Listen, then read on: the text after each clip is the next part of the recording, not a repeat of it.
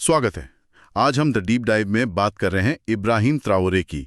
ये Burkina Faso के एक युवा नेता हैं जी। और देखा जाए तो देश छोटा है पर इनकी चर्चा पूरी दुनिया में है, खासकर अफ्रीका में। तो सवाल ये है कि ऐसा क्यों है। हाँ, ये बहुत दिलचस्प सवाल है। हमारे पास एक YouTube वीडियो का ट्रांसक्रिप्ट है। इसमें ट्राओरे के उदय, उनकी वो पश्चिमी देशों को सीधी चुनौती और अफ्रीका में गुलामी और नेतृत्व के लंबे इतिहास को जोड़ने की कोशिश की गई है।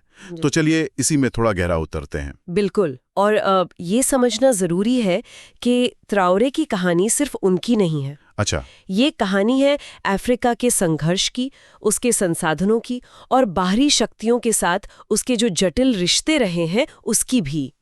स्रोत हमें काफी पीछे ले जाता है, मतलब नूह अलैहिस्सलाम के बेटों की कहानी और गुलामी की शुरुआत के कुछ दावों तक। हाँ, ये मैंने भी देखा। स्रोत कुछ ऐतिहासिक दावे करता है, जैसे नूह के 3 बेटे साम, याफिस, हाम जी, और उनकी संतानों की कथित नियति का जिक्र है। कोई नबी, कोई बादशाह, कोई गुलाम। पर हमें ये साफ करना होगा कि ये स्रोत का नजरिया है। बिल्कुल, ये स्रोत का दावा है। वो कहते हैं कि गुलामी मेसोपोटामिया में शुरू हुई। अच्छा। जहां युद्धबंदी या फिर जो कर्ज नहीं चुका पाते थे वो गुलाम बनते थे, मतलब एक तरह से संपत्ति की तरह। और तब ये नस्ल आधारित नहीं थी। नहीं, बिल्कुल नहीं, शुरुआत में ऐसा नहीं था। और इस्लाम पर स्रोत क्या कहता है गुलामी को लेकर? स्रोत के मुताबिक इस्लाम ने इसे एकदम से खत्म तो नहीं किया, लेकिन मानवीय व्यवहार पर बहुत जोर दिया और धीरे धीरे गुलामी खत्म करने के रास्ते बताए, जैसे कि अगर कोई कसम तोड़ दे तो गुलाम आजाद करे। अच्छा, एक तरह से प्रक्रिया शुरू की। हाँ, और गुलामों को भाई कहा गया। ये एक अहम बात है। लेकिन फिर चीजें बदली। जी, यहीं एक बड़ा मोड़ आता है, जब यूरोपीय ताकतों ने अमेरिका की खोज की। वहां खेती और दूसरे कामों के लिए बड़े पैमाने पर मजदूरों की जरूरत पड़ी। और फिर वो ओटोमन साम्राज्य वाली बात, जिसने रास्ते रोक दिए थे। हाँ, स्रोत यही बताता है, जब यूरोप के लिए भारत वगैरह के व्यापारिक रास्ते मुश्किल हुए तो यूरोपीय शक्तियों ने अफ्रीका का रुख किया, और यहीं से वो भयानक अटलांटिक दास व्यापार शुरू हुआ। बिल्कुल। और यहीं स्रोत वो विवादास्पद दावा करता है कि पश्चिमी शक्तियों ने हाम की कहानी का इस्तेमाल किया अफ्रीकी अश्वेत लोगों को गुलाम बनाने को सही ठहराने के लिए, एक तरह से धार्मिक जामा पहनाने की कोशिश। जी, स्रोत का यही कहना है। और यहीं से उनके मुताबिक नस्ल पर आधारित अश्वेत गुलामी की सोच फैली। स्रोत एक आंकड़ा भी देता है, शायद 15 मिलियन। हाँ, लगभग 15 मिलियन गुलाम अफ्रीका से अमेरिका ले जाए गए। ये बहुत बड़ा आंकड़ा है।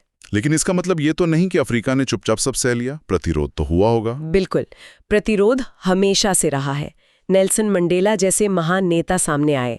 मंडेला तो खैर एक मिसाल हैं। जी। रंगभेद के खिलाफ इतना लंबा संघर्ष, 27 साल जेल में, और फिर उसी देश के राष्ट्रपति बने। ये असाधारण है। जी।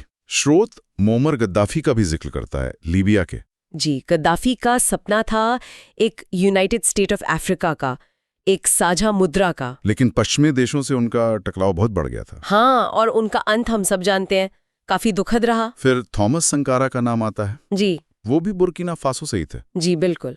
संकारा ने देश का नाम अपर वोल्टा से बदलकर बुर्किना फासो रखा, ईमानदार लोगों की भूमि। आत्मनिर्भरता पर जोर दिया, फ्रांस का प्रभाव कम करने की कोशिश की। हाँ, वो चाहते थे कि देश अपने पैरों पर खड़ा हो, लेकिन उनकी भी हत्या कर दी गई। तो ये एक पैटर्न सा दिखता है। जो भी नेता पश्चिम को चुनौती देता है या आत्मनिर्भरता की बात करता है, उसके रास्ते में मुश्किलें आती हैं या उसे हटा दिया जाता है।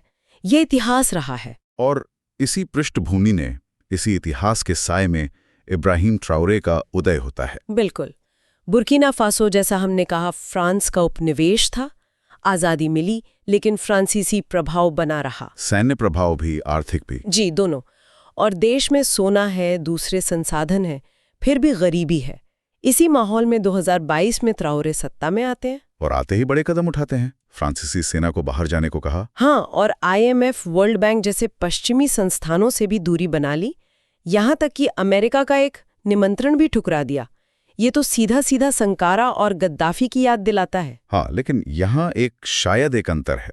स्रोत इशारा करता है कि दुनिया अब थोड़ी बदल गई है। मतलब ये कि जहां शायद गद्दाफी और संकारा पश्चिमी विरोध के सामने अकेले पड़ गए थे, ट्राओरे के समय में रूस और चीन जैसी शक्तियां भी हैं। स्रोत उनके कथित समर्थन की बात करता है। तो क्या ये नया भू राजनीतिक समीकरण उन्हें वो ताकत दे सकता है जो पहले के नेताओं के पास नहीं थी? ये एक बहुत बड़ा सवाल है और यही ट्राओरे को इतना महत्वपूर्ण बना देता है।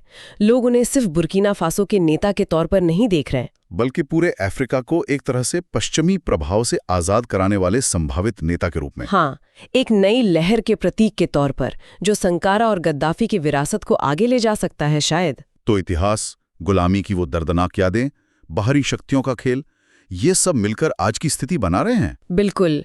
तो यहाँ सोचने वाली बात यह है, क्या ट्राओरे कामयाब हो पाएंगे जहाँ पहले कई लोग विफल हुए?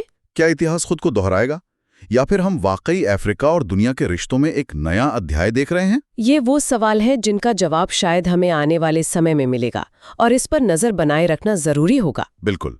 तो आज के लिए इतना ही। ये वाकई एक गहरा और सोचने पर मजबूर करने वाला विषय है।